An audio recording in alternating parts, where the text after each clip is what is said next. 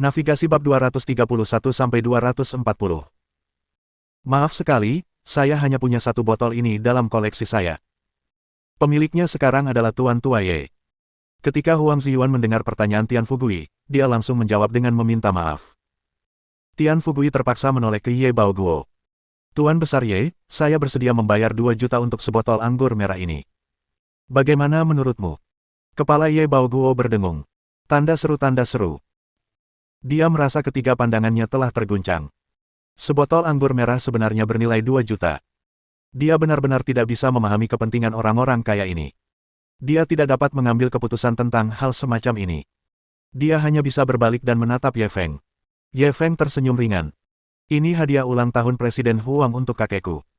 Bagaimana kita bisa menjualnya kepada orang lain? Kita tidak semiskin itu. Ketika orang banyak mendengar kata-katanya, mereka tercengang. Ini adalah kesempatan bagus untuk berteman dengan orang terkaya di Fan City. Kalau orang lain, apalagi yang membayar, pasti akan memberikannya secara cuma-cuma. Mereka bisa berteman dengan orang terkaya di Fan City. Manfaatnya di masa depan pasti tidak kurang dari 2 juta. Namun, orang ini malah menolaknya saat itu juga.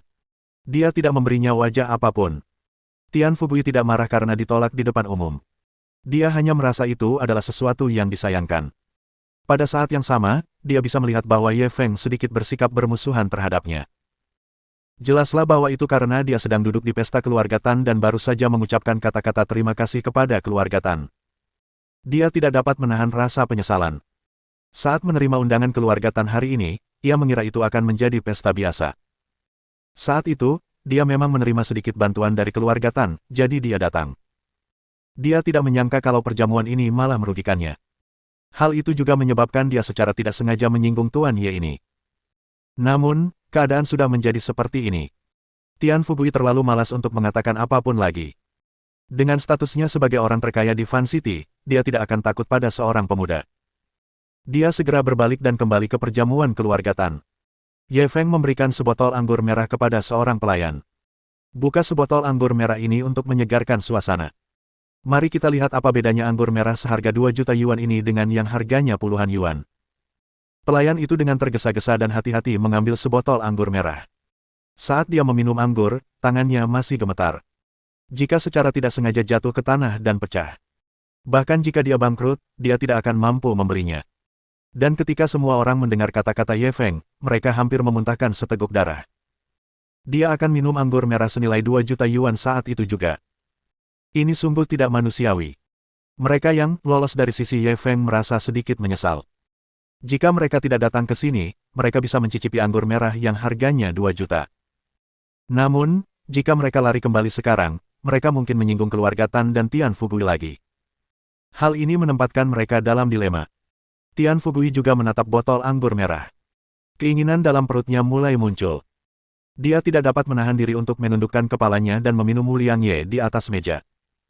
Akan tetapi, semakin banyak ia minum, semakin tidak enak rasanya.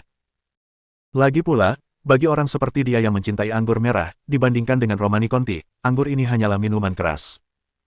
Pada saat ini, suara mesin mobil terdengar lagi dari luar pintu.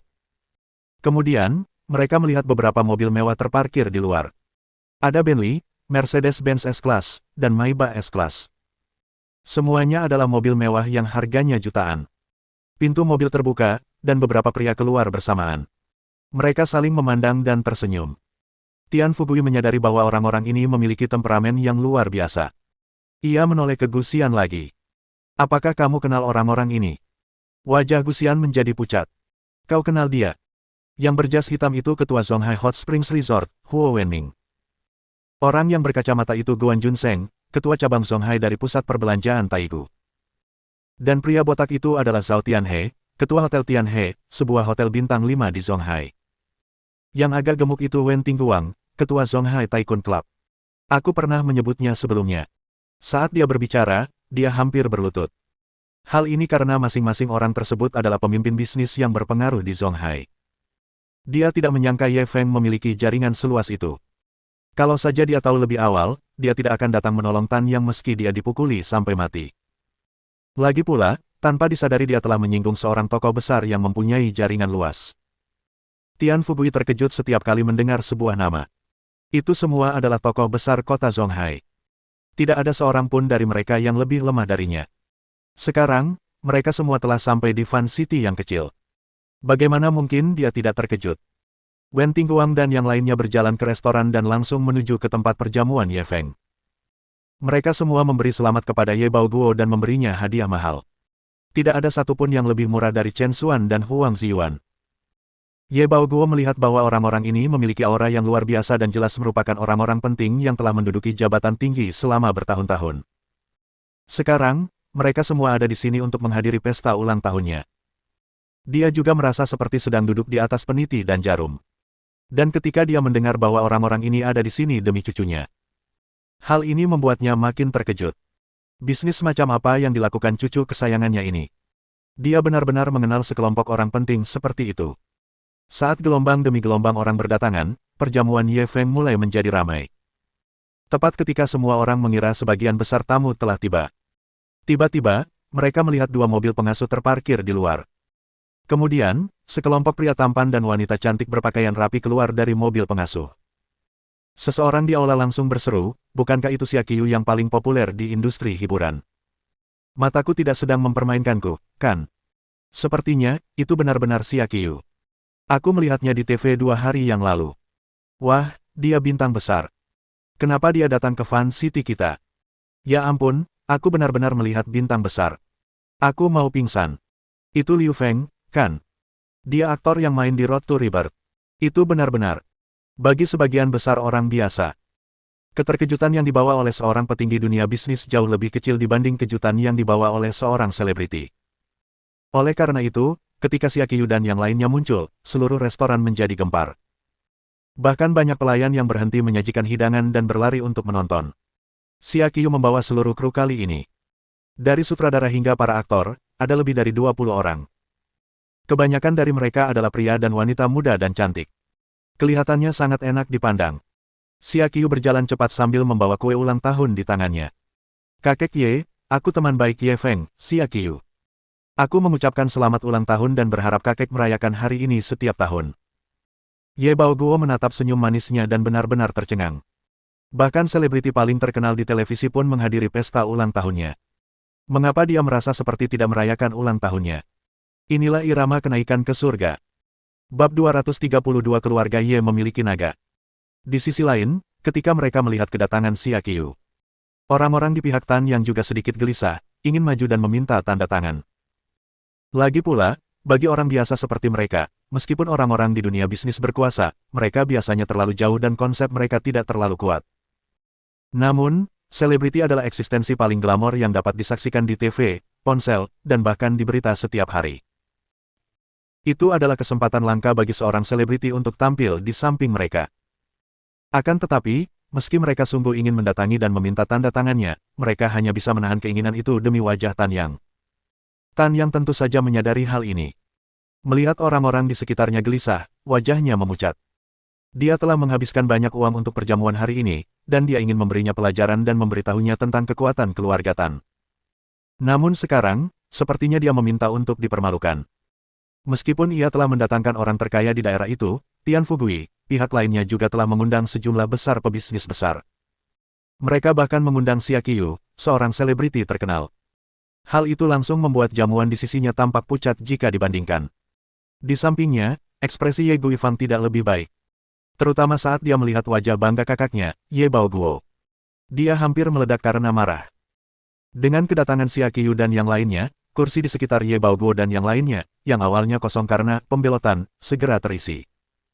Lagi pula, orang-orang di industri hiburan itu sangat pandai menghidupkan suasana. Oleh karena itu, pihak Ye Baoguo sangat bersemangat. Namun, ini bukanlah akhir. Tepat ketika semua orang mengira semua orang telah tiba. Pada saat ini, mereka tiba-tiba mendengar deru mesin yang datang dari luar cabang Hotel Shangri-La di Fan City. Segera setelah itu, mereka melihat sebuah sepeda motor yang sangat menarik perhatian terparkir di luar. Ketika pengendara motor itu melepas helmnya, seketika itu juga wajah rupawannya pun terpampang. Rambut panjang wanita itu mencapai pinggangnya. Dia mengenakan jaket kulit hitam. Seluruh dirinya memancarkan keindahan yang alami dan halus. Banyak pria yang hadir tercengang. Tian Fugui menatap Gu Xian lagi. Apakah kamu kenal wanita ini?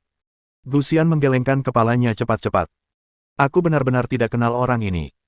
Mengapa dia tampak seperti orang yang tahu segalanya di dunia persilatan? Apakah dia harus mengenal semua orang yang datang ke pesta itu? Wanita itu masuk sambil membawa silinder sepanjang 1 meter. Kemudian, dia berjalan menuju Ye Feng tanpa melihat orang lain. Maaf aku terlambat. Ye Feng menatapnya dengan linglung. Dia tidak pernah menduga bahwa dia benar-benar akan datang. Terlebih lagi, dia muncul dengan cara seperti itu. Wanita itu tak lain adalah Su Jingxin. Dia benar-benar tidak tahu kalau biasanya dia terlihat begitu lembut dan pendiam, tapi hari ini dia benar-benar terlihat begitu riang. Su Jingxin mengabaikannya dan menoleh ke arah Ye Baoguo.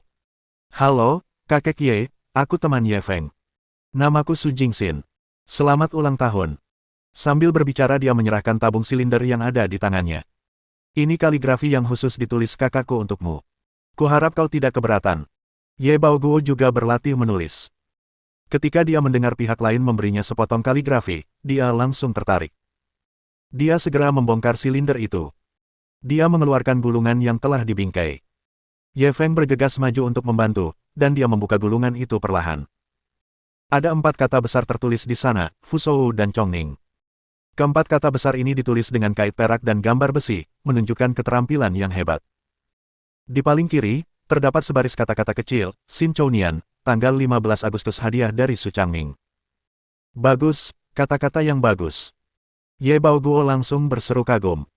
Su Jingxin langsung tersenyum tenang. Asalkan kakek Ye menyukainya. Ye Feng tidak dapat membedakan apakah ini baik atau buruk. Karena kakeknya menyukainya, pasti enak, kan? Dia segera menyimpan gulungan itu. Pada saat ini, dia tiba-tiba mendengar seruan Tian Fugui.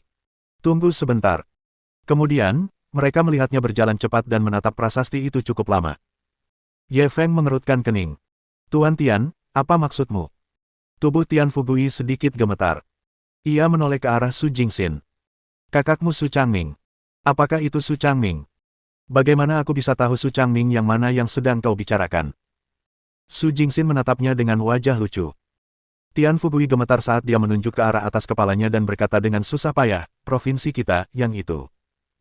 Begitu dia mengatakan hal itu, semua orang yang hadir tercengang. Yang di provinsi bermarga Su, dan dipanggil Changming. Bukankah itu akan menjadi? Ini, bagaimana ini mungkin? Keberadaan pada level seperti itu, saudari dari keberadaan pada level seperti itu, mengapa dia muncul di sini? Apakah orang terkaya di Fan City, Tian Fugui, bertemu orang yang salah? Su Jingxin cemberut. Dia, apa benar-benar seseram itu? Tian Fugui mendengar bahwa dia tidak menyangkalnya. Dia begitu ketakutan hingga hampir terjatuh ke tanah. Dia akhirnya berhasil menopang tubuhnya, lalu berbalik dan menatap Ye Feng. Tuan Ye. Maaf, saya tidak mengenali Gunung Tai. Saya harap Anda bisa bermurah hati dan tidak merendahkan diri seperti saya. Saat ini, ususnya benar-benar akan berubah menjadi hijau karena penyesalan. Jika dia tahu latar belakang Ye Feng begitu kuat, dia lebih baik mati daripada menghadiri perjamuan keluarga Tan. Tian Fugui hanya bisa berharap agar Tuan Ye tidak menaruh dendam padanya. Atau, dia tidak berani membayangkan betapa serius konsekuensinya. Faktanya, Ye Feng juga sedikit tercengang. Meskipun dia telah lama memperhatikan bahwa latar belakang keluarga Su Jingxin luar biasa. Lagi pula, bisa tinggal di tempat yang dijaga ketat seperti itu, dia jelas bukan orang biasa. Tetapi dia tidak menyangka pihak lain memiliki latar belakang yang kuat. Bos besar provinsi. Ye Feng hanya bisa merasakan suara dengungan di kepalanya. Dia sama sekali tidak mendengar kata-kata Tian Fugui. Yang lainnya bahkan lebih buruk lagi. Mereka begitu ketakutan hingga wajah mereka menjadi pucat. Gadis ini. Dia adik dari laki-laki dari daerah itu. Ya ampun. Ye Feng benar-benar kenal adiknya. Ini. Dia punya mata dan tangan di mana-mana. Jika aku tahu latar belakang Ye Feng begitu kuat, aku tidak akan duduk di sini bahkan jika aku dipukuli sampai mati. Kamu masih ngapain? Ayo cepat pulang, iya. Apa maksudmu? Apa kau tidak lihat kalau di sana sudah tidak ada lagi ruang untuk kita? Aduh, aku pasti sudah gila. Aku duduk di sana baik-baik saja. Kenapa aku harus ke sini? Benar. Ye Feng mengundang kami ke pesta ulang tahunnya atas dasar niat baik, tapi kami malah duduk di seberangnya. Kami pasti telah menyinggung perasaannya. Apa yang harus kita lakukan sekarang? Mereka yang baru saja membelot dari pihak Ye Feng dipenuhi dengan penyesalan. Jika mereka tahu bahwa Ye Feng memiliki hubungan yang begitu kuat, mereka tidak akan datang ke sini bahkan jika mereka dipukuli sampai mati. Sekarang mereka ingin kembali, tetapi itu sudah mustahil. Pada saat ini, semua orang menatap Ye Feng dengan linglung. Keluarga Ye memiliki seekor naga. Bab 233 orang terkaya di Fan City. Di sisi lain, keluarga Tan merasa seperti tersambar petir, terutama Tan Yang dan Ye Guifang, wajah mereka pucat. Mereka mengira Ye Feng hanya seorang pendatang baru, ia hanya beruntung dan memperoleh sejumlah uang, dan dalam hal koneksi, ia jauh dari sebanding dengan keluarga Tan. Itulah sebabnya mereka sengaja memilih hari ini untuk menyelenggarakan perjamuan di cabang Hotel Shangri-La di Fan City. Namun, mereka tidak pernah menduga bahwa koneksi Ye Feng benar-benar luar biasa. Dia tidak hanya mengangkat tangannya dan memanggil banyak petinggi bisnis di kota Zonghai, tetapi dia juga memanggil banyak selebriti terkenal. Bahkan, ada satu keindahan yang latar belakangnya menentang surga. Hal ini tidak saja menyebabkan keluarga Tan kehilangan muka, tetapi juga menyebabkan mereka merasakan ketakutan yang mendalam. Kalau saja mereka tahu Ye Feng punya jaringan yang mengerikan, mereka tidak akan melawannya sekalipun mereka dipukuli sampai mati. Namun sekarang, sungguh sulit untuk berhenti. Dan orang-orang di meja Ye Feng juga bergerak mundur secara sadar. Mereka menyerahkan tempat duduk di sebelah Ye Feng. Karena saudara perempuan bos besar ada di sini, mereka tentu harus menunggu sedikit lebih lama. Saat mereka minggir, orang-orang ini juga diam-diam memuji keberuntungan mereka. Untungnya, mereka telah melakukan perjalanan ribuan mil untuk datang ke Fan City hari ini. Kalau tidak, mereka tidak akan tahu kalau bos mereka begitu berkuasa. Dengan bos seperti itu yang memegang bendera, masa depan cerah menanti mereka. Keluarga Chaolan dalam keadaan tegang dan tegang. Dia pikir ini hanya pesta ulang tahun biasa. Oleh karena itu, dia tidak berdandan terlalu rapi dan datang menghadiri dengan tergesa-gesa. Dia pikir dia bisa berbicara dengan mertuanya tentang pernikahan kedua anak mereka. Siapakah yang mengira bahwa mereka benar-benar akan menjumpai pemandangan sebesar itu? Tak hanya banyak tokoh besar di dunia bisnis dan selebriti yang hadir, bahkan saudara perempuan dari orang yang sangat berpengaruh pun turut hadir. Duduk bersama seseorang selevel ini membuatnya merasa seperti sedang duduk di atas kompor. Zhou Suyao, di sisi lain, sangat kecewa. Meskipun dia sudah tahu bahwa Ye Feng sangat kuat. Namun, dia tidak menyangka dia akan sekuat ini. Dia bahkan tidak punya hak untuk mengaguminya.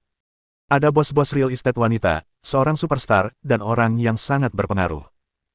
Siapa di antara mereka yang tidak 100 kali lebih baik darinya? Adapun Ye Feng, dia sudah sadar kembali. Mula-mula dia menatap Su Jingxin lekat-lekat, lalu menoleh ke arah Tian Fugui yang gemetar ketakutan. Sama-sama, Direktur Tian. Anda orang terkaya di Fan City. Saya pernah mendengar kisah-kisah legendaris Anda waktu kecil. Mendengar ini, Tian Fugui buru-buru melambaikan tangannya. Tuan Ye, apa kau sedang memarahiku? Siapa yang paling kaya? Di hadapanmu, Tuan Ye, aku bahkan tidak berharga sedikitpun. Ye Feng tertawa terbahak-bahak mendengar kata-katanya. Jika Direktur Tian tidak keberatan, mari kita duduk dan makan bersama. Tian Fugui buru-buru mengangguk. Terima kasih atas makanannya, Tuan Ye. Setelah selesai berbicara, dia cepat-cepat mengalihkan pandangannya ke meja utama. Di meja ini, selain kerabat Ye Feng, orang-orang lainnya adalah para pemimpin bisnis kota Zonghai. Jelaslah tidak ada tempat untuknya. Segera, dia berjalan ke meja lain dan duduk bersama tetangga Ye Feng. Melihat kejadian ini, semua yang hadir semakin tercengang. Bahkan orang terkaya di Fan City tidak memiliki hak untuk duduk di meja utama Ye Feng. Bukankah ini terlalu dibesar-besarkan? Ye Feng tidak berkata apa-apa lagi. Ia langsung meminta pelayan untuk menyajikan hidangan. Hidangannya sudah disiapkan. Saat dia memberi perintah, Qiao Sixi secara pribadi memimpin pelayan untuk menyajikan hidangan. Dia sekarang penuh kekaguman pada Ye Feng. Pesta ulang tahun yang biasa-biasa saja ternyata telah membuat banyak petinggi papan atas khawatir. Seberapa sombongnya hal ini? Roh macam apa itu? Kalau saja dia bisa mengambil hati orang sebesar itu, dia pasti akan meroketkan karirnya. Ketika semua orang yang hadir melihat hidangan yang dibawa Qiao Sixi, mata mereka nyaris keluar dari rongganya. Ini termasuk Wen Tingguang, Huang Ziyuan, dan petinggi dunia bisnis lainnya yang telah menyaksikan banyak acara besar. Mereka pun terpesona dengan kelezatannya. Mereka tidak menyangka pesta ulang tahunnya akan berstandar setinggi itu. Untuk sesaat, mereka tidak bisa memaksa diri untuk makan. Chaolan, yang berada di samping, tidak banyak berpikir. Perutnya sudah keroncongan karena lapar. Ketika dia melihat makanan disajikan, dia langsung mulai makan.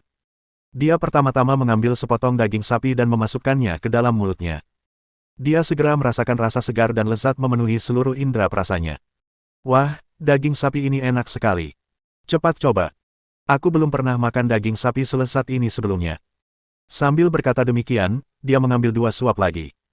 Chen Xuan, yang duduk di sebelahnya, menutup mulutnya dan terkekeh. Ini daging sapi Wagyu, tentu saja lezat. Cao Lan mengunyah dan menatapnya dengan rasa ingin tahu, daging sapi Wagyu. Kenapa kedengarannya seperti nama Jepang? Daging sapi Wagyu diproduksi di Kabupaten Arsenal, Jepang, jelas Chen Xuan sambil tersenyum. Hanya sekitar 3.000 daging sapi yang dapat memenuhi persyaratan kualitas setiap tahunnya. Mata Cao Lan terbelalak kaget. Hanya 3.000 ekor setahun. Orang Jepang terlalu bodoh, kan? Kau bahkan tidak tahu cara beternak sapi. Peternakan sapi paman ketigaku punya lebih dari 3.000 ekor.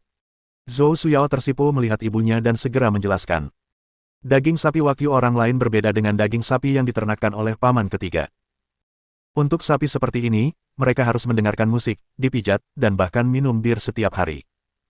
Cao Lan bahkan lebih tercengang, membiarkan sapi mendengarkan musik. Bukankah ini memainkan sitar untuk sapi? Dan bahkan memijat sapi. Apakah kamu membesarkan sapi atau leluhur? Chen Xuan tersenyum lagi. Meskipun tidak terlalu berlebihan, daging sapi Wagyu memang sangat mahal. Cao Lan tidak peduli dan menggigitnya lagi, bukankah itu hanya daging sapi? Semahal apapun harganya, semahal apapun harganya. Tidak termasuk biaya pengiriman dari Jepang, harganya sekitar 2.000 yuan per kilogram. Batuk, batuk, batuk. Bab 234 Mengapa aku tidak memberikan putriku padanya untuk melunasi utangku? Berapa? Berapa harganya? 2.000 yuan per kilogram. Bukankah ini perampokan? Cao Lan tercengang. 2.000 yuan untuk setengah kilogram daging sapi. Ini pertama kalinya dia mendengar hal itu. Tanda seru tanda seru. Jika harus dikatakan seperti ini. Beberapa suap yang baru saja dimakannya sudah menghabiskan uang beberapa ratus yuan, bukan? Chen Xuan tertawa mendengarnya. Yang kukatakan tadi, itu cuma harga di tempat produksinya. Kalau memang benar-benar diimpor ke negara kita, karena tarif dan sebagainya, ada juga pelaku usaha yang mau untung. Harga tanah akhir diperkirakan lebih dari 10.000 yuan per kilogram. Apa-apaan ini? Puluhan ribu per kilogram. Banyak tetangga Ye Baoguo di pesta itu mulai makan ketika mendengar betapa mahalnya daging sapi itu. Piring-piring daging sapi di setiap meja langsung dibagi. Ini daging sapi yang harganya puluhan ribu yuan per kilogram. Rasanya tidak ada bedanya dengan yang biasa kita makan. Siapa bilang tidak ada bedanya? Teksturnya jauh lebih kuat dan langsung lumer begitu masuk mulut. Tapi itu tidak bernilai puluhan ribu yuan. Berapa banyak daging sapi kita yang bisa kau beli dengan uang sebanyak itu? Kalau tidak, kenapa kamu miskin? Karena kamu tidak tahu cara menikmatinya, orang kaya mengejar cita rasa seperti ini. Kemiskinan telah membatasi imajinasiku. Dia memperhatikan mereka makan dengan lahap. Mereka yang sebelumnya, membelot, kekeluargaan pun meneteskan air liur. Dibandingkan dengan makanan lezat di sisi Ye Feng, makanan di sini sulit ditelan bagaikan makanan babi. Cao Lan pulih dari keterkejutannya dan menatap Ye Feng dan yang lainnya dengan malu. Maaf banget. Aku nggak tahu daging sapinya semahal itu. Aku sudah makan setengah piring. Ye Feng tersenyum tanpa mempedulikannya. Kalau suka, makan lagi. Cao Lan cepat-cepat melambaikan tangannya. Kalian makan saja. Aku akan makan sepiring jamur ini saja. Sambil berbicara, dia mengambil beberapa potong makanan berbentuk jamur dari piring lain dan memasukkannya ke dalam mulutnya. Ya, jamur ini juga sangat lezat. Kalian coba saja. Dia mengunyah 2 suap dan langsung meneteskan air liur. Dia segera merekomendasikannya kepada semua orang. Saat itu, Qiao Xixi, yang berada di samping, memperkenalkan, ini bukan jamur. Ini trafel putih yang diterbangkan dari Italia. Cao Lan menatapnya bingung. Apa itu trafel putih? Bukankah ini jamur? Apa perlu diangkut lewat udara dari Italia? Qiao Xixi sakit kepala, tetapi dia tetap menjelaskan dengan sabar. Trafel putih ini juga dikenal sebagai berlian putih. Trafel ini tidak dapat dibudidayakan oleh manusia, hanya ditemukan di alam liar. Anda perlu menggunakan anjing pelacak untuk mencarinya secara perlahan, sehingga harganya juga sangat mahal. Cao Lan menatapnya dengan linglung. Sangat mahal. Seberapa mahal? Apa mungkin lebih mahal dari daging sapi Wagyu? Qiao Xixi menggaruk kepalanya.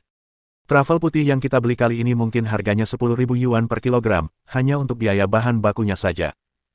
Jika Anda memasukkan transportasi, tenaga kerja, dan pajak, memang masih jauh di atas harga daging sapi Wagyu. Puff. Caolan hampir memuntahkan trafel putih di mulutnya. Dia buru-buru menangkapnya dengan tangannya. Lalu, dia memasukkannya kembali ke mulutnya. 10.000 yuan per kilogram, dan itu hanya biaya bahan mentah. Ini benar-benar mengancam nyawanya.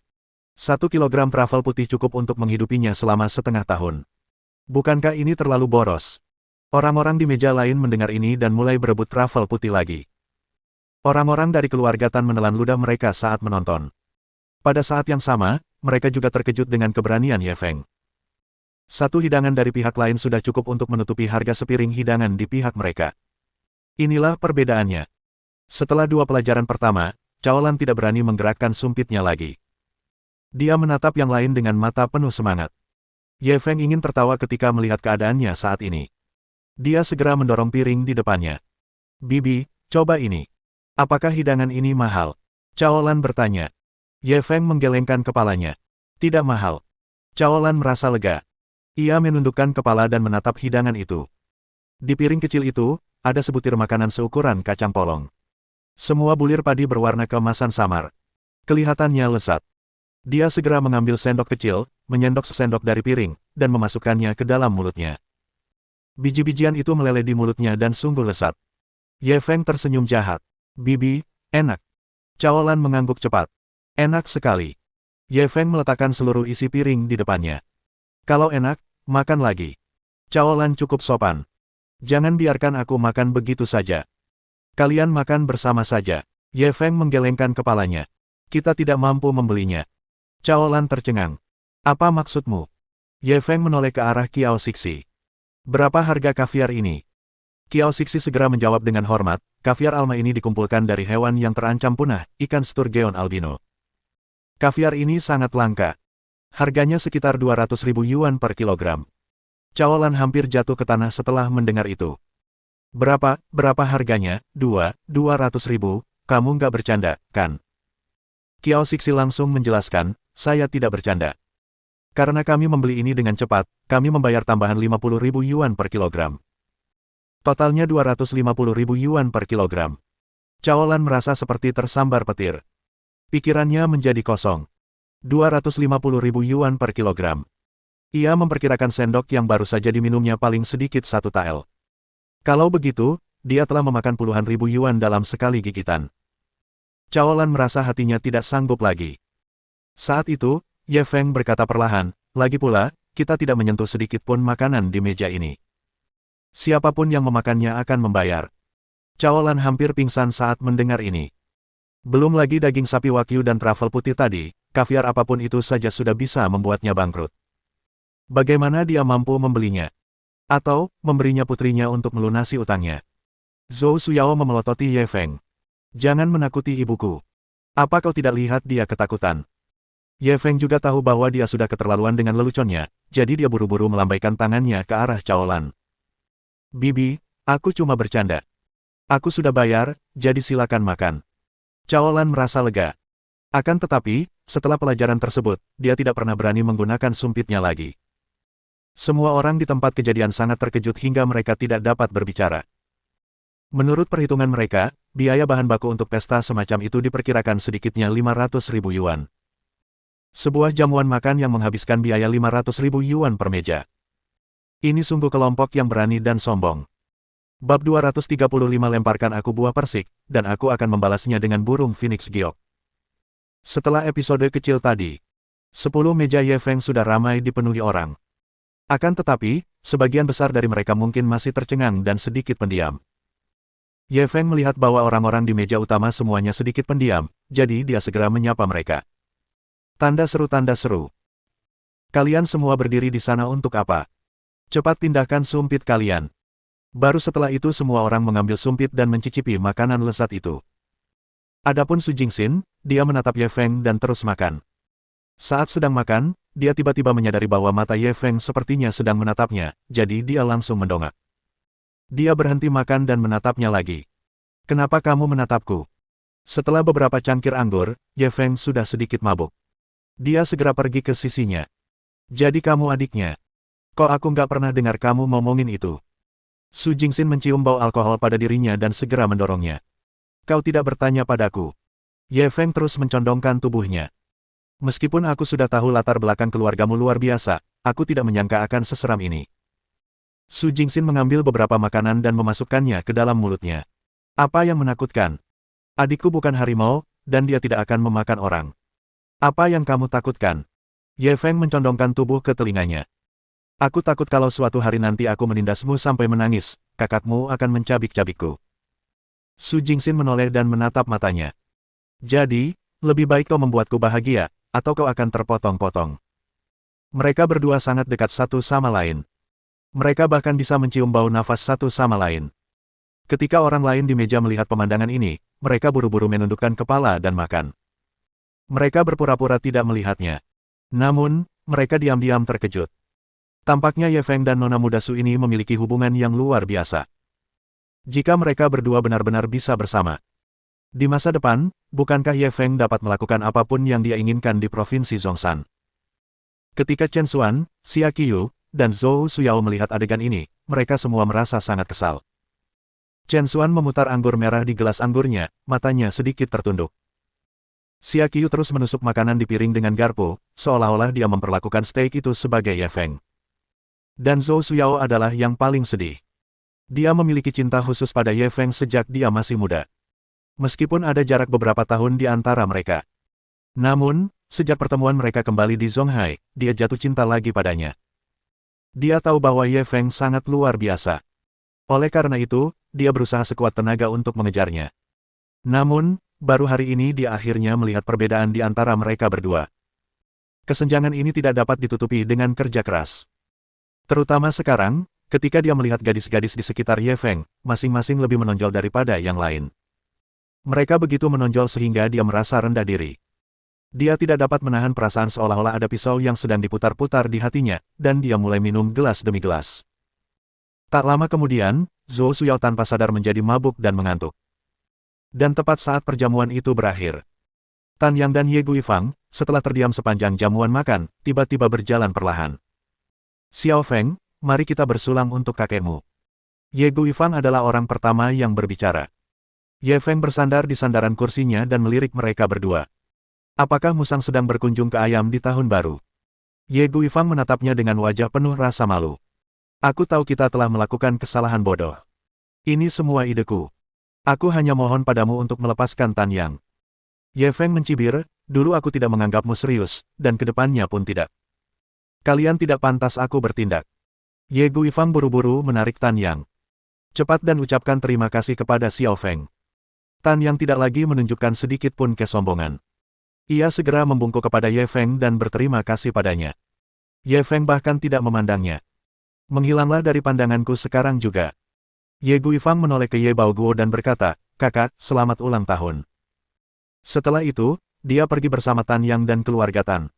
Mereka semua sangat jelas. Cuaca di Fan City akan berubah.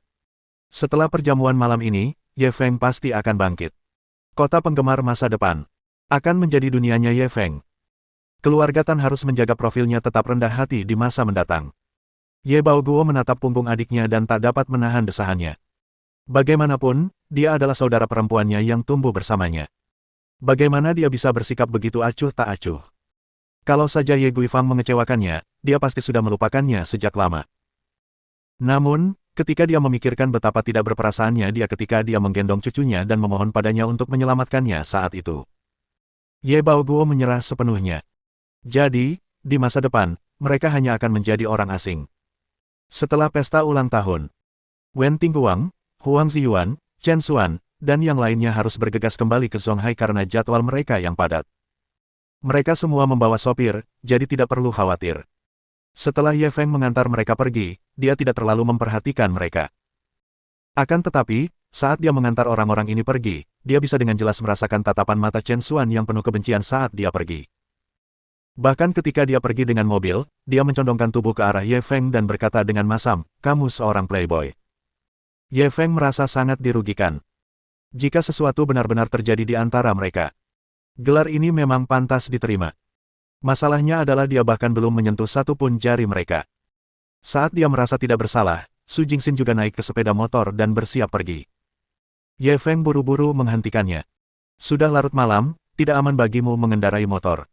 Bagaimana kalau kamu menginap di Fan City malam ini? Sudut bibir Su Jingxin sedikit melengkung. Kau tak perlu khawatir tentang keselamatanku. Jaga baik-baik kakak Yaomu. Dia terlihat sangat sedih. Setelah dia selesai berbicara, dia mengenakan helmnya dan pergi. Ye Feng berbalik. Dia melihat Zhou Suyao, dengan bantuan orang tuanya, berjalan keluar dengan goyah. Mengapa dia minum begitu banyak? Ye Feng mengerutkan kening.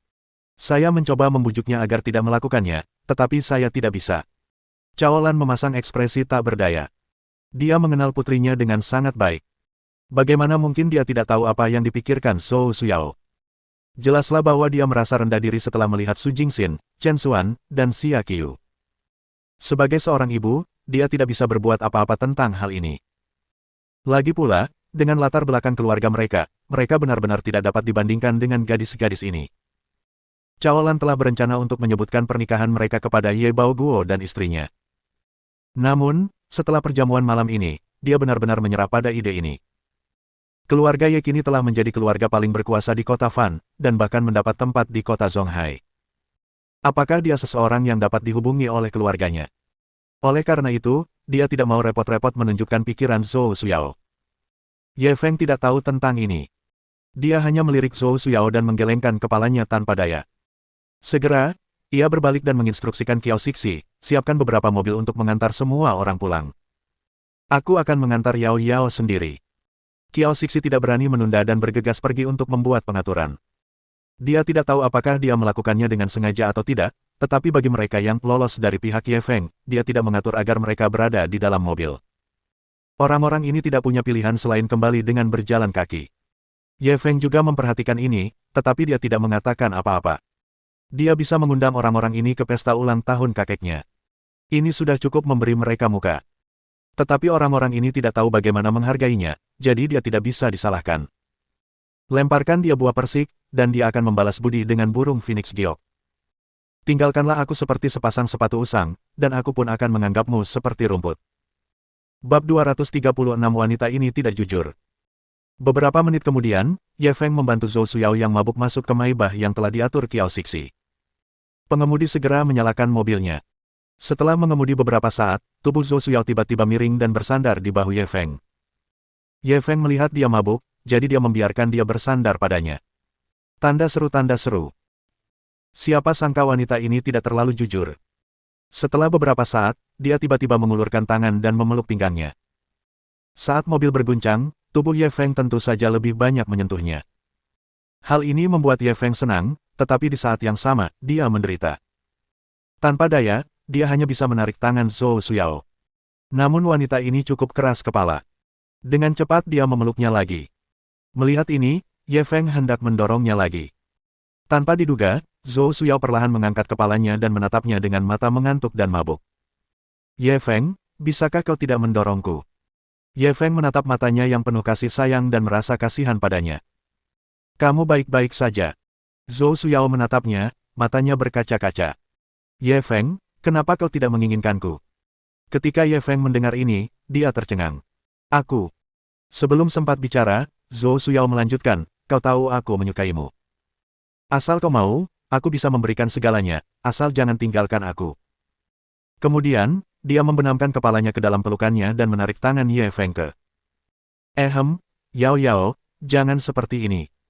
Pada saat ini, siapapun yang sadar akan merasa malu. Ye Feng melirik sopir di depannya saat dia melawan dengan lemah. Pengemudinya cukup profesional. Meskipun mendengar beberapa gerakan, ia bertekad untuk tidak menoleh ke belakang. Ia fokus mengemudi tanpa menoleh ke samping atau mendengarkan. Yao Yao, jangan. Ye Feng hendak berbicara ketika tiba-tiba, Zhou Suyao langsung menyerangnya. Dia bisa merasakan bibir merahnya yang lembut tapi canggung.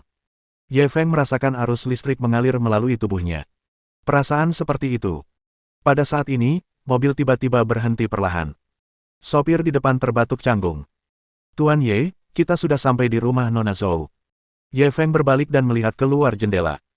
Dia melihat Caolan dan Zhou Yunseng telah tiba. Mereka menunggu di bawah. Melihat ini, Ye Feng buru-buru mendorong Zhou Suyao menjauh. Kemudian, dia mendorong pintu hingga terbuka dan keluar dari mobil. Dia membantunya turun. Xiao Feng, terima kasih telah mengirim Yao Yao kembali. Cao Lan segera berterima kasih padanya. Bibi Cao, kamu tidak perlu terlalu sopan, ini yang seharusnya aku lakukan. Ye Feng buru-buru melambaikan tangannya dengan rendah hati. Apa yang terjadi pada bibirmu? Meskipun cahayanya agak redup, Cao Lan tetap menyadari keanehannya. Ye Feng buru-buru menutup mulutnya.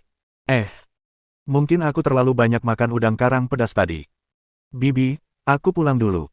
Masuk dan duduk. Tidak, tidak, Ye Feng langsung menolak. Kemudian, dia segera masuk ke mobil dan melarikan diri. Setelah dia pergi, Zhou Suyao perlahan mengangkat kepalanya. Tidak ada tanda-tanda mabuk di matanya. Faktanya, dia tidak mabuk sama sekali. Tindakannya di dalam mobil tadi juga disengaja. Dia tidak bisa memikirkan cara lain untuk bersaing dengan Su Jingxin dan yang lainnya. Dia hanya bisa melakukan hal ini. Dia teringat kejadian tadi. Dia berharap bisa menemukan lubang untuk bersembunyi. Melakukan hal seperti itu tanpa malu sudah merupakan batas kemampuannya. Adapun sisanya, itu semua tergantung pada pilihan Ye Feng. Di sisi lain, Ye Feng telah mematikan teleponnya karena takut mengganggu pesta ulang tahun kakeknya. Ketika dia tiba di rumah, dia menyalakan teleponnya. Seketika itu juga rentetan notifikasi berbunyi tanpa henti. Itu baru berhenti setelah 5 menit penuh. Dia membuka WeChat miliknya. Dia menemukan ada banyak sekali komentar. Banyak orang bahkan mengiriminya angpau besar. Hampir semuanya mengucapkan selamat ulang tahun kepada kakeknya. Shen Baitian, Lu Xiaoya, Kepala Sekolah Hu, Chu Gemuk, Chen Qiusan, Su Men. Mereka semua tidak dapat hadir pada acara tersebut karena berbagai alasan. Mereka semua menjelaskan dan meminta maaf padanya. Saat Ye Feng melihat harapan baik orang-orang ini, dia sangat tersentuh. Dia membalasnya satu persatu dan baru menyelesaikannya saat larut malam.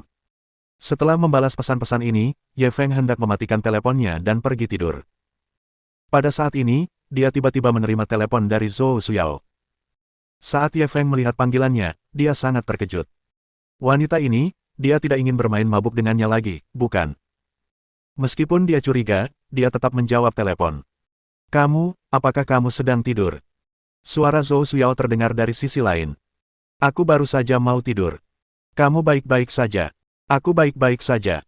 Kudengar kaulah yang memulangkanku. Terima kasih. Mengapa kamu begitu sopan padaku? Kau tidak ngomong sembarangan dalam perjalanan ke sini, kan? Aku tidak melakukan sesuatu yang berlebihan, kan? Tidak. Ye Feng menjawab tanpa keinginannya. Mengambil inisiatif untuk menyerangnya, apakah itu dianggap berlebihan? Seharusnya tidak begitu, kan? Kalau begitu aku lega, ngomong-ngomong, kapan kamu kembali ke Zonghai? Besok aku akan tinggal bersama kakek dan nenek sehari lagi. Aku akan pulang lusa. Kalau begitu, aku akan mentraktirmu makan besok. Ini akan jadi perpisahanku. Sepertinya kamu tidak berencana untuk kembali ke Zonghai untuk saat ini.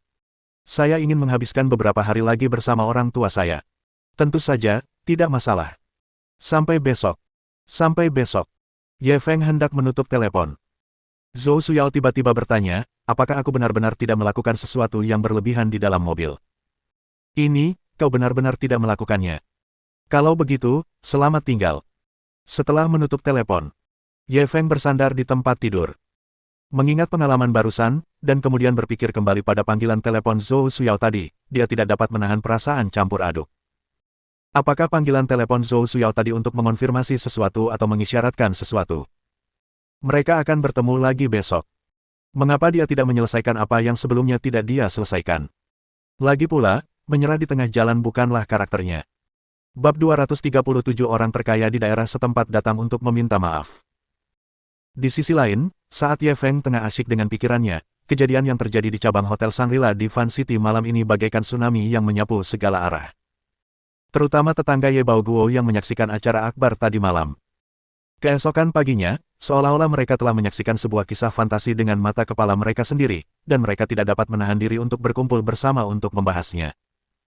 Sejujurnya, meskipun aku hanya menonton dari jauh, aku rasa aku bisa membanggakan kejadian tadi malam seumur hidupku. Benarkah? Apa benar-benar seburuk yang kalian katakan? Apa benar-benar dibesar-besarkan? Apa aku bohong? Kalau kamu tidak percaya, kamu bisa tanya Pak Tua Zhao dan yang lainnya. Kami melihatnya dengan mata kepala sendiri tadi malam. Bahan baku untuk 1 jamuan saja harganya 500.000 yuan. Bukankah ini terlalu berlebihan? Kalau begitu, bukankah 10 meja harganya 5 juta? Itu bukan masalah besar. Xiao Feng sekarang kaya. 5 juta yuan mungkin bukan apa-apa baginya. Saya masih tidak percaya. Bahkan orang terkaya di daerah kita pun hanya bisa duduk di meja kedua. Dia bahkan tidak punya kualifikasi untuk duduk di meja utama. Bagi kami, Tuan Tian adalah sosok legendaris. Tapi di mata Xiao Feng, dia sama sekali tidak pantas menjadi ketua. Inilah celahnya. Kau makin konyol saja. Sehebat apapun Xiao Feng, dia kan cuma anak muda 20 tahun. Kenapa kau membuatnya terdengar seperti dia orang terkaya di dunia? Itu karena kau tidak melihat sikap Xiao Feng yang mengesankan saat itu. Kurasa orang terkaya di dunia itu mungkin tidak begitu mengesankan. Ya, kalian tidak melihatnya. Bahkan para petinggi di Zonghai pun harus tunduk pada Xiao Feng. Bahkan bintang terbesar di negara kita, Xia Qiu, ada di sini. Ini pertama kalinya aku melihat bintang besar secara langsung. Rasanya seperti mimpi. Bukan apa-apa. Bahkan adik perempuan orang itu ada di sini. Kau akan tahu betapa hebatnya Xiao Feng sekarang. Ya ampun. Kok bisa ada orang sebesar itu di komunitas kita? Sungguh tak terbayangkan. Baiklah, berhenti menyombongkan diri. Sudah cukup. Sehebat apapun dia, apa hubungannya dengan kita? Bagaimana mungkin tidak ada hubungannya? Gara-gara insiden Xiao Feng, harga rumah di komunitas kita bakal naik. Beberapa orang menelepon saya tadi malam untuk menanyakan apakah saya akan menjual rumah ini. Benarkah? Ada hal baik seperti itu. Bukankah itu berarti kita semua akan menikmati kejayaannya? Bohong, itu bukan ide bagus. Mereka semua tahu ada orang penting di lingkungan kita. Mereka pikir Feng Shui di lingkungan kita bagus dan lebih mudah membangun hubungan kalau kita tinggal berdekatan. Jadi, mereka semua ingin membeli rumah. Berapa yang akan mereka bayar? Jangan bilang mereka masih berusaha membelinya dengan harga rendah. Kalau begitu, kamu bisa santai saja. Harga yang mereka tawarkan sangat masuk akal. Dulu, di lingkungan kami yang miskin, bahkan tak ada yang mau membayar 1.000 yuan per meter persegi, tapi sekarang mereka mau membayar 6.000 yuan. Sial, naiknya segitu banyaknya. Rumah terbaik di daerah kita cuma 5 atau 6.000 yuan, kan? Coba tanya mereka masih beli atau enggak. Aku jual rumahku ke mereka. Apa kau bodoh? Nanti, akan semakin banyak orang datang ke komunitas kita untuk membeli rumah. Saat itu, harga rumah kita pasti akan melambung tinggi. Saat ini, siapapun yang menjual akan menjadi bodoh. Kalau begitu, kita juga bisa dianggap mendapat manfaat dari cahaya Xiao Feng. Ini disebut, ketika seseorang mencapai Dao, ayam dan anjingnya akan naik ke surga. Kamu anjingnya. Ketika Ye Feng mendengar perbincangan para tetangga bahwa harga rumah di lingkungan itu naik karena dirinya, dia pun tak dapat menahan tawa. Namun, saat dia tertawa, dia tiba-tiba mencium bau uang. Haruskah dia memanfaatkan fakta bahwa tidak banyak orang yang mengetahui berita ini untuk segera membeli lebih banyak rumah di komunitas tersebut dan menunggu harganya naik? Tentu saja, Ye Feng hanya memikirkannya. Lagi pula, dengan kekayaan bersihnya saat ini, dia tidak berada pada level yang tepat untuk berebut keuntungan dengan orang-orang ini. Orang-orang yang tinggal di lingkungan ini pada dasarnya adalah orang-orang miskin yang telah miskin sepanjang hidup mereka. Jika dia bisa memberi mereka sejumlah manfaat karena dirinya, itu akan dianggap perbuatan baik, bukan? Saat Ye Feng tengah memikirkan hal ini, para tetangga juga melihatnya keluar dan menyapanya dengan hormat. Xiao Feng, pagi. Apakah Xiao Feng pantas dipanggil? Dia seharusnya dipanggil Tuan Ye. Ya. Zaman sudah berbeda sekarang. Kita harus belajar mengubah kata-kata kita. Selamat pagi, Tuan Ye. Halo, Tuan Ye. Mendengar mereka memanggilnya seperti itu, Ye Feng tak kuasa menahan senyum getir. Semuanya, jangan seperti ini. Kalian masih bisa memanggilku seperti dulu. Wu Baolai, yang berada di antara kerumunan, segera menggelengkan kepalanya. Beraninya kami. Bahkan para petinggi dunia bisnis pun memanggilmu Tuan Ye. Apa hak kami melakukan itu? Tatapan Ye Feng perlahan menyapu semua orang. Aku miskin sejak muda, dan kalian semua telah banyak membantuku. Aku akan selalu mengingat kebaikan kalian. Sehebat apapun aku di luar, aku akan selalu menjadi pecundang di hadapan kalian. Para tetangga sangat tersentuh ketika mendengar hal ini. Ye Feng sudah menjadi naga di antara manusia. Bahkan orang terkaya di Fan City pun berusaha menjilatnya. Meskipun begitu, ia masih bersedia menyebut dirinya sebagai junior. Kerendahan hati ini saja merupakan sesuatu yang tidak dapat dilakukan kebanyakan orang. Tak heran ia mampu mencapai hal-hal besar. Ini bukan suatu kebetulan. Ye Feng mengobrol dengan tetangganya sebentar dan hendak mengendarai mobilnya. Pada saat ini, sebuah Bentley hitam tiba-tiba berhenti di pintu masuk komunitas. Kemudian, dia melihat Tian Fugui keluar dari kokpit utama dan berlari. Tuan Ye, apakah Anda akan keluar? Ye Feng menatapnya dengan heran. Kenapa kamu di sini? Sikap Tian Fugui sangat sopan. Saya buta tadi malam dan menyinggung Tuan Ye. Sebagai permintaan maaf, saya bersedia menjadi sopir Anda sampai Anda meninggalkan Fan City. Mendengar kata-katanya, para tetangga semuanya tercengang. Aku tidak salah dengar, kan? Tuan Tian akan menjadi sopir Xiao Feng. Ya ampun. Kalau aku tidak melihatnya dengan mata kepalaku sendiri, aku tidak akan percaya bahkan jika kau memukuliku sampai mati. Apakah Tuan Tian ini benar-benar melakukannya? Dia orang terkaya di Fan City, dan dia rela menurunkan statusnya demi menjadi sopir Xiao Feng. Kau tidak mengerti. Tuan Tian menghadiri perjamuan keluarga Tan kemarin dan menyinggung Xiao Feng. Jika dia tidak segera menyenangkannya, konsekuensinya akan sangat serius. Aku agak curiga waktu kalian ngobrol tadi. Tapi sekarang setelah aku melihatnya sendiri, aku akhirnya tahu betapa hebatnya Xiao Feng.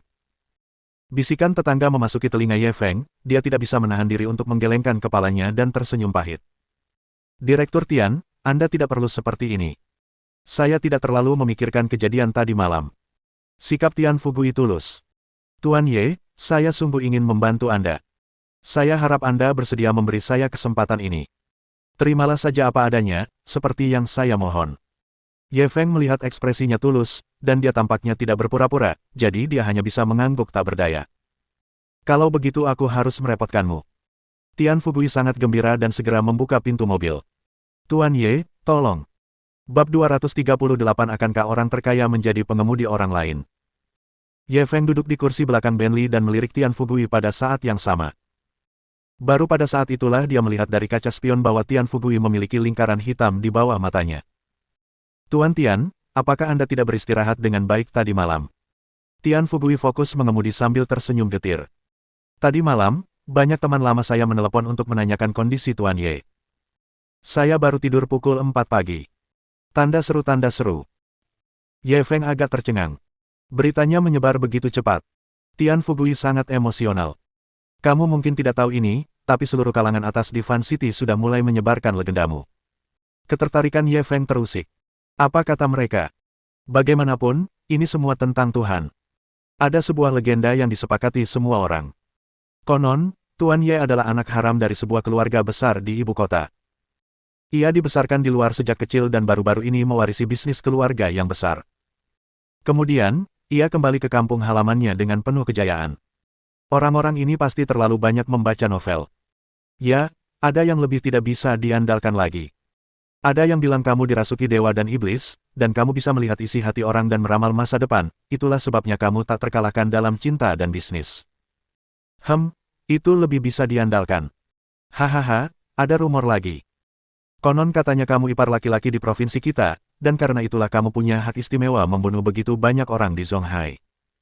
Mendengar ini, ekspresi Ye Feng menjadi muram. Niatnya harus dihukum.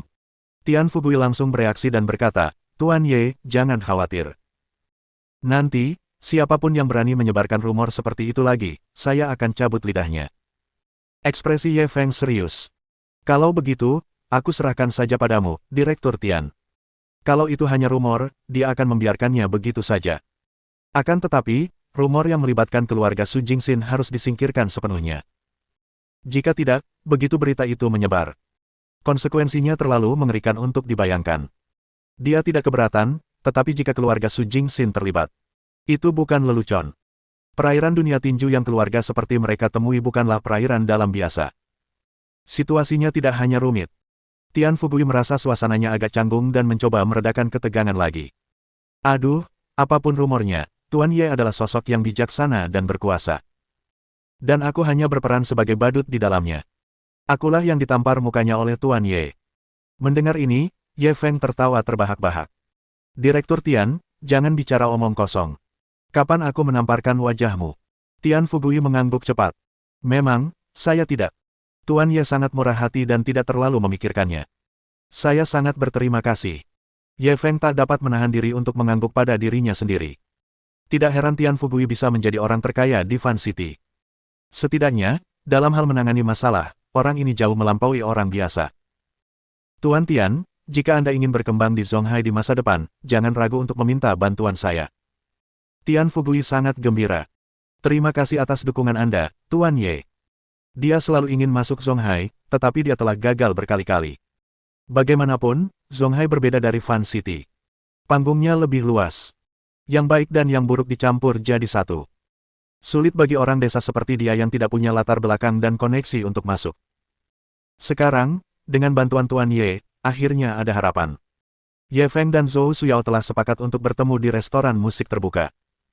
Ada banyak mobil mewah terparkir di pintu masuk.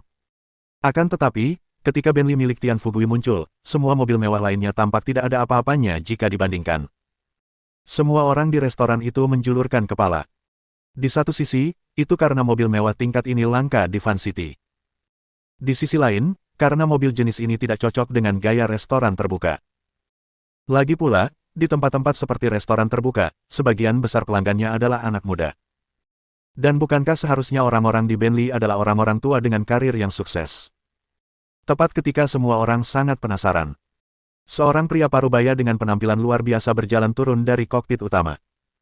Dia segera berjalan ke sisi kanan mobil dan dengan hormat membuka pintunya. Kemudian, mereka melihat seorang pemuda tampan turun dari mobil. Melihat kejadian ini, seisi restoran langsung heboh. Wah, tampan sekali. Orang yang bisa duduk di Bentley pasti dari keluarga kaya, kan? Dia tinggi, kaya, dan tampan sekali. Sopir itu juga sangat tampan. Meskipun agak tua, dia punya temperamen yang luar biasa. Kalau aku tidak tahu lebih baik, aku pasti mengira dia orang terkaya di negara ini. Ya, bahkan seorang pengemudi pun begitu elegan. Bukankah ini terlalu berlebihan? Setelah mendengar apa yang kamu katakan, mengapa aku merasa seperti pernah melihat pengemudi ini di suatu tempat sebelumnya? Di mana kamu pernah melihatnya sebelumnya? Sepertinya, ada di TV. Tidakkah menurutmu dia mirip orang terkaya di kota kita, Tian Fugui? Jangan bercanda. Tuan Tian adalah orang terkaya di daerah ini. Kenapa dia harus jadi sopir orang lain? Aku tidak bilang dia orang terkaya di daerah ini dari keluarga Tian. Aku cuma bilang dia agak mirip. Apa gunanya mirip? Tahukah kamu apa artinya punya kehidupan yang berbeda? Kenapa dia cuma bisa jadi sopir padahal yang satunya orang terkaya di daerah ini? Setelah Ye Feng turun dari mobil, dia melihat sekeliling. Saat itu, suara Zhou Suyao terdengar dari balkon terbuka, "Ye Feng, ke sini." Ye Feng mendongak. Dia melihat Zhou Suyao duduk di dekat pagar, melambai padanya. Dia segera menoleh ke Tian Fugui dan berkata, "Direktur Tian, saya sudah sampai. Anda boleh kembali." Tian Fugui menggelengkan kepalanya dengan keras kepala. "Sudah kubilang. Sebelum kamu meninggalkan Fan City, aku akan menjadi sopirmu penuh waktu. Aku akan menunggumu di mobil." Setelah itu, dia berbalik dan masuk ke dalam mobil. Ye Feng dikalahkan oleh kekeras kepalaannya. Dia tidak berkata apa-apa lagi dan naik ke atas. "Kamu mau minum apa?" Ketika Ye Feng duduk di hadapannya, Zhou Suyao langsung bertanya. Ye Feng berbalik dan berkata kepada pelayan, "Segelas air, tolong." Tidak perlu terlalu sopan. Aku yang traktir, Zhou Suyao tertawa dan bercanda. Seharusnya kau bilang begitu tadi. Aku mau segelas jus jeruk, segelas Coca-Cola, dan segelas teh hitam. Terima kasih. Ye Feng juga tersenyum menanggapinya. Kamu keterlaluan. Kamu pesan banyak banget, apa kamu bisa menghabiskan semuanya? Makanan di sini mahal banget. Zhou Suyao menyentuh dompetnya, dan hatinya berdarah. Lagi pula ada yang mentraktir, jadi sayang kalau tidak minum. Ye Feng agak tidak tahu malu. Dia langsung merasakannya. Ada banyak sekali tatapan bermusuhan yang diarahkan padanya. Bab 239 Tuan Ye yang legendaris. Di mana ada wanita cantik, di situ akan ada persaingan, terutama untuk gadis secantik Zhou Suyao. Sejak zaman dahulu kala, tanah itu telah menjadi tempat pertempuran bagi kaum militeris. Sebelum Ye Feng tiba, saat Zhou Suyao sedang duduk di sini. Banyak pria di restoran terbuka itu sudah mulai bersaing satu sama lain secara diam-diam. Tanda seru. Seseorang dengan sengaja memamerkan jam tangan mewahnya di depannya. Seseorang, tidak sengaja, menjatuhkan kartu bank pribadi di depannya. Beberapa orang, tidak sengaja, menjatuhkan kunci Mercedes-Benz mereka ke tanah. Tujuannya adalah untuk menarik perhatian Zhou Suyao. Namun, orang-orang ini saling beradu, dan pada akhirnya, mereka juga bertarung hingga imbang, karena Zhou Suyao tampaknya sama sekali tidak memahami nilai dari benda-benda ini. Ia bahkan tidak memandangnya. Namun dengan kedatangan Ye Feng, keseimbangan ini rusak. Dia tidak hanya tinggi dan tampan, tetapi dia juga mengendarai Bentley. Kini, ia bahkan berbicara dan tertawa bersama si cantik luar biasa ini. Hal ini membuat orang-orang yang bersaing satu sama lain menjadi cemburu. Namun, kecemburuan adalah satu hal. Setelah mengetahui bahwa mereka tidak sebanding dengan Ye Feng dalam hal perangkat keras dan perangkat lunak, sebagian besar dari mereka menyerah. Hanya meja di sebelah Ye Feng dan sisanya yang masih tidak mau menyerah. Setelah melihat Zhou Suyao dan Ye Feng berbicara dan tertawa, seorang pria yang hampir tidak bisa dianggap tampan sengaja berkata dengan keras, "Hei, apakah kalian mendengar tentang kejadian di cabang Hotel Shangri-La di Fan City tadi malam?" Beberapa orang di sampingnya bingung. Ada apa? Pria itu melirik Zhou Suyao. Melihat dia nampaknya mendengarkan, dia langsung tertarik. Tentu saja tentang Tuan Ye yang misterius itu. Apa, Tuan Ye? Kami belum dengar. Kalian memang terlalu bodoh, tapi aku tidak bisa menyalahkan kalian. Hal seperti ini hanya menyebar di kalangan atas. Kalau kalian tidak mencapai level itu, kalian tidak akan bisa mengetahuinya. Lalu kenapa kamu tidak menceritakannya pada kami? Aku bilang padamu, tapi jangan keluar dan bicara omong kosong. Jangan khawatir, kami berjanji tidak akan mengatakan apapun. Tadi malam, ada jamuan makan malam besar di cabang Shangri-La Hotel Fan City. Banyak pemimpin bisnis kota Zonghai datang, bahkan orang terkaya di Fan City, Tian Fubui, juga hadir. Wow, Tian Fubui juga ada di sana. Siapa orang itu? Wajahnya cukup besar. Apa hebatnya jadi orang terkaya? Konon katanya dia bahkan gak punya hak untuk duduk di jamuan makan, dan cuma nyediain teh dan air putih. Sial, benarkah? Bahkan orang setingkat Tian Fubui pun hanya bisa menyajikan teh dan air. Seberapa hebat latar belakang Tuan Ye? Kau akan terkejut kalau ku beritahu. Konon, Tuan Ye berasal dari keluarga besar di ibu kota dan berselingkuh dengan adik perempuan bos provinsi kita. Ya ampun. Kenapa orang sebesar itu bisa datang ke Fan City kita? Bukan itu inti masalahnya. Inti masalahnya, tahukah kamu apa yang mereka makan di pesta tadi malam? Apa? Abalon, lobster, sirip hiu, sarang burung. Cuma itu yang kalian punya. Aku bakal bikin kalian takut setengah mati kalau aku kasih tahu. Kalian bahkan belum pernah dengar tentang itu. Tahu nggak soal kaviar Alma? Aku tidak tahu. Benda itu bahkan lebih mahal daripada emas. 1 kilogramnya harganya ratusan ribu. Di pesta, ada panci besar di setiap meja. Benarkah? Berapa biayanya? Bagi orang-orang selevel itu, apakah uang masih uang? Daging sapi wagyu, truffle putih, dan sebagainya, mereka bisa memakannya dengan bebas. Itu sebotol Romani Conti yang harganya beberapa juta, itu yang saya sebut mewah. Pesta seperti itu pasti menghabiskan biaya setidaknya beberapa ratus ribu yuan, kan? Beberapa ratus ribu. Kamu bakal kaget kalau ku beritahu. Meja itu nilainya setidaknya 5 juta. Puff. Terlalu mahal. Bagaimana mungkin satu meja perjamuan menghabiskan biaya 5 juta? Anda tidak bisa membayangkan kehidupan orang kaya. Mereka menyiapkan 30 meja untuk pesta yang menghabiskan biaya 5 juta yuan.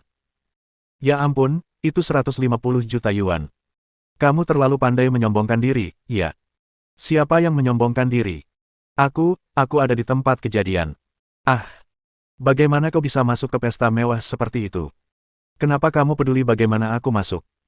Aku duduk di sebelah Tuan Ye waktu itu dan mendapat kehormatan untuk melihat wajahnya. Banyak orang di sekitar pria itu terkejut mendengar berita itu. Puff. Ketika Zhou Suyao mendengarnya memanggilnya, Tuan Ye, dia tiba-tiba menyemburkan minuman di mulutnya. Lalu, dia tertawa terbahak-bahak hingga tubuhnya bergoyang. Ye Feng segera mengambil beberapa tisu dan menyerahkannya padanya. Pada saat yang sama, dia menatapnya, memberi isyarat agar dia memperhatikan citranya. Pria itu sepertinya salah paham. Melihat Zhou Suyao tersenyum bahagia, ia tiba-tiba merasa terhibur. Kalian tidak tahu, tapi Tuan Ye sangat tampan dan memiliki temperamen yang luar biasa. Aku belum pernah melihat pria setampan itu seumur hidupku. Bagaimana kau bisa mengatakan bahwa Tuan Ye ini seperti dewa yang turun ke dunia fana? Apa itu benar-benar berlebihan? Berlebihan. Aku hanya bisa menyalahkan kurangnya kosakataku karena tidak mampu menggambarkan keanggunannya yang tak tertandingi dengan tepat. Kau membuatnya terdengar begitu bersemangat. Sehebat apapun dia, apa hubungannya denganmu? Bagaimana mungkin tidak ada hubungannya? Pak Ye dan saya langsung cocok sejak pertama kali bertemu. Beliau bahkan bilang beliau sangat menghargai saya dan kalau saya ingin berkarir di masa depan, saya bisa menghubunginya. Benarkah? Apakah Tuan Ye benar-benar mengatakan itu? Siapapun yang berbohong akan menghadapi bencana berdarah. Kacau, kalau begitu aku akan menyusulmu nanti. Kalau kamu sudah kaya, jangan lupakan kakakmu. Benar sekali, Saudara Chow. Kalau Tuan Ye itu benar-benar membantumu, kamu harus membantu kami, saudara-saudara. Saudara Chow sungguh hebat. Ketika sekelompok orang itu mendengar bahwa Saudara Chow telah menempel pada paha Tuan Ye, mereka segera mulai menyanjungnya. Pria itu sangat bangga dan berbalik menatap Zhou Suyao lagi. Zhou Suyao tak tahan lagi dan menatap Ye Feng. Ayo pergi. Ye Feng tidak bisa lagi duduk diam. Dia segera turun ke bawah bersamanya. Saudara Chow sedikit terkejut ketika melihat ini. Apa yang sedang terjadi? Ketika gadis ini mendengar dia berpegangan erat pada paha Tuan Ye, bukankah seharusnya dia langsung melemparkan dirinya ke pelukannya? Mengapa dia malah pergi? Pada saat ini, seorang lelaki setengah baya yang duduk di sudut datang dan menatapnya sambil mencibir. Anda tidak kenal pria itu. Apakah aku perlu mengenalnya? Saudara Chow sedang tidak senang, jadi dia menjawab dengan dingin. Bukankah kamu baru saja mengatakan bahwa kamu kenal Tuan Ye? Ya, ada apa? Orang yang baru saja turun itu adalah Tuan Ye yang kamu bilang punya harapan besar padamu. Saudara Chow tercengang. Bab 240 legenda telah dikonfirmasi. Orang-orang yang baru saja mendengar kehebohan Saudara Chow semuanya tercengang. Saudara Chow, bukankah kamu bilang kamu kenal Tuan Ye? Semua orang menatap curiga pada Saudara Chow. Saudara Chow merasa malu dan segera memelototi pria parubaya itu. Bagaimana Anda bisa bilang itu Tuan Ye? Apakah Anda kenal Tuan Ye? Ekspresi pria parubaya itu serius. Saya dari keluarga Tan. Saya kebetulan menghadiri perjamuan tadi malam dan melihat sikap elegan Tuan Ye dari jauh. Saudara Chow mendengarkannya berbicara dengan sangat serius, dan dia sudah 70-80% yakin. Namun, dia baru saja membanggakannya, dan kini dia berada dalam posisi sulit. Dia hanya bisa terus menyangkalnya. Ngomong-ngomong, kamu punya mulut. Kamu bisa ngomong apa saja. Tapi bagaimana kamu bisa membuktikan bahwa apa yang kamu katakan itu benar? Pria parubaya itu menunjuk ke bawah. Kalau nggak percaya, silakan lihat ke bawah. Siapa pria yang menyetir Tuan Ye sekarang?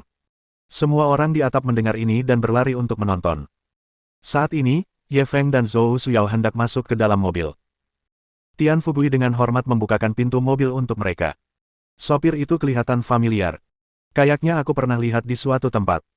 Saya juga merasa dia familiar, tapi saya tidak bisa mengatakannya dengan lantang. Ya, sopirnya. Kenapa dia mirip sekali dengan orang terkaya di Fan City kita? Sekarang setelah kau mengatakannya, sepertinya memang benar. Aku penasaran kenapa dia terlihat begitu familiar. Mungkin cuma mirip, kan? Mana mungkin orang terkaya itu sopir seseorang? Tepat ketika semua orang masih ragu. Pria parubaya itu berbicara lagi, kau tak perlu curiga. Pria itu orang terkaya di kota ini. Semua orang tercengang. Kok bisa? Orang terkaya di Fan City kita malah jadi sopir. Saya khawatir harta keluarga Tuan Tian lebih dari 1 miliar yuan. Bagaimana mungkin orang seperti itu bisa mengemudi untuk orang lain? Itu benar-benar Tuan Tian. Dia pernah datang ke pabrik kami untuk inspeksi. Saya pernah melihatnya dari jauh sekali. Kalau benar-benar Tuan Tian, maka orang ini pastilah Tuan Ye yang legendaris, kan? Tentu saja. Selain Tuan Ye yang legendaris, siapa lagi yang bisa membuat Tuan Tian membungkuk seperti ini? Ya ampun, legenda itu benar. Bukankah Tuan Ye ini agak terlalu menakutkan? Kupikir dia sudah tua. Aku tidak menyangka dia masih semuda itu. Dan dia sangat tampan. Dia bahkan lebih tampan daripada seorang selebritas. Bisakah kamu berhenti meneteskan air liur? Ketika mendengar perbincangan orang banyak, Saudara Chow yang baru saja membual, merasakan kakinya menjadi lemas dan ia terjatuh. Sayangnya, ada botol bir di tanah. Saudara Chow duduk di atasnya. Setelah itu, teriakan melengking bergema di seluruh restoran terbuka itu. Sebelumnya dia pernah berkata, kalau yang dulu membanggakan diri itu sampai berbohong, niscaya akan mengalami musibah yang berdarah-darah. Namun, dia tidak menyangka pembalasan akan datang secepat itu. Di sisi lain, Ye Feng tidak tahu apa yang terjadi setelah dia pergi. Benli melaju sepanjang jalan hingga ke pintu masuk rumah Zhou Suyao. Setelah mobil berhenti, Tian Fugui keluar dari mobil untuk merokok sendirian. Tak lama kemudian, hanya Ye Feng dan Zhou Suyao yang tertinggal di dalam mobil. Zhou Suyao masih belum bisa melepaskan diri dari situasi tersebut. Hahaha, orang itu barusan bikin aku ketawa terbahak-bahak. Orang itu jelas-jelas nggak kenal kamu, tapi dia masih pura-pura kenal dan membanggakanmu, hahaha. Meskipun Zhou Suyao terlihat sangat kurus, bagian yang seharusnya tinggi dan lurus tidak terpotong sedikit pun. Sosok seperti ini punya daya tarik yang mematikan bagi kaum lelaki. Zhou Suyao sedang tertawa ketika dia tiba-tiba menyadari tatapannya. Bajingan bau, umpatnya sambil hendak mendorong pintu mobil untuk keluar. Ketika Ye Feng mendengar bahwa dia dipanggil, hooligan busuk, olehnya, dia tidak bisa tidak menepati reputasinya, bukan? Dia segera menariknya kembali. Zhou Suyao kehilangan keseimbangan dan jatuh ke pelukannya. Ia langsung panik. Kamu, apa yang kamu lakukan? Bagaimana menurutmu? Bibir Ye Feng melengkung membentuk senyum jahat, dan dia segera menekannya ke kursi belakang. Ye Feng, kamu jangan melakukan hal bodoh. Zhou Suyao berjuang sekuat tenaga.